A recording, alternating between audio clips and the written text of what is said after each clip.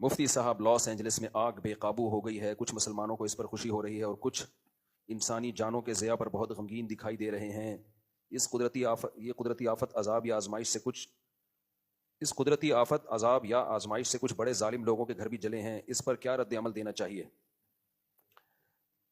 دیکھو، کہیں بھی کوئی عذاب آئے یا آگ واگ لگے یا کوئی بھی مصیبت ہو، لوط علیہ الصلوۃ والسلام کی قوم کا عمل ہمارے سامنے ہے۔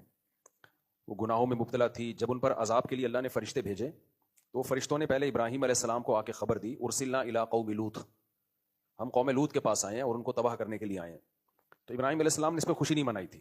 قرآن کہتا ہے یجادلونا فی قوم لوط، ابراہیم علیہ السلام ہم سے جھگڑنے لگے، یعنی اللہ سے تو کون جھگڑ سکتا ہے، مطلب یہ کہ اتنی لجاجت آہوزاری کی کہ عذاب نہ آئے، کہ گویا کہ لڑ رہے ہیں، یہ مبالغہ ہے۔ اور اللہ نے فرمایا ان ابراہیم لحلیم اواہ منیب، نرم دل تھے، بردبار تھے۔ تو انسان کسی کے عذاب کو دیکھ کے انسان پہ یہ سوٹ نہیں کرتا کہ وہ خوش ہو۔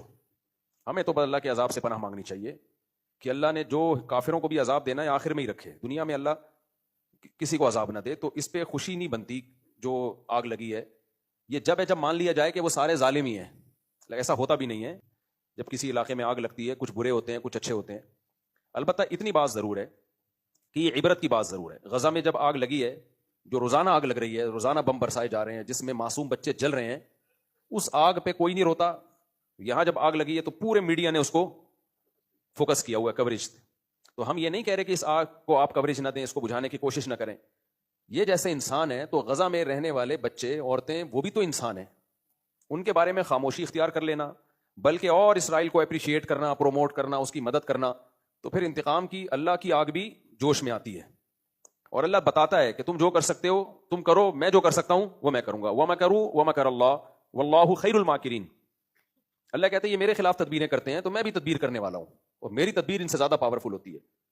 تو ہم اس آگ پہ ہرگز خوش نہیں ہیں، اللہ اس آگ کو جلدی بجھا دے۔ بہت سے بے گناہ لوگ بھی ہوں گے اور بہت سے ظالم بھی ہوں گے، جیسے انہوں نے کہا کچھ ظالم صحافی جو ہے وہ اسرائیل کے اس عمل کو اپریشیٹ کرتے ہیں جو غزہ میں جو کچھ کر رہا ہے، تو ان صحافیوں کے گھر بھی جلے ہیں۔ نہ چلتے اچھا تھا، ویسے ہی اللہ ان کو ہدایت دے دیتا۔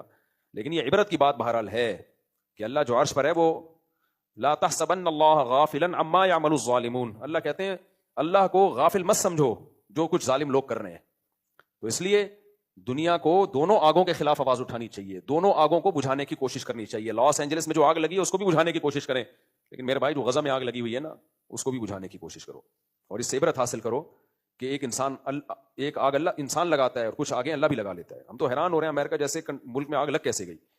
یورپ، امریکہ، کینیڈا، جاپان، ان ملکوں میں گیا ہوں، آگ سے بچنے کے لیے انہوں نے اتنی تدبیریں اختیار کی ہوئی ہوتی ہیں کہ آپ کی سوچ ہے۔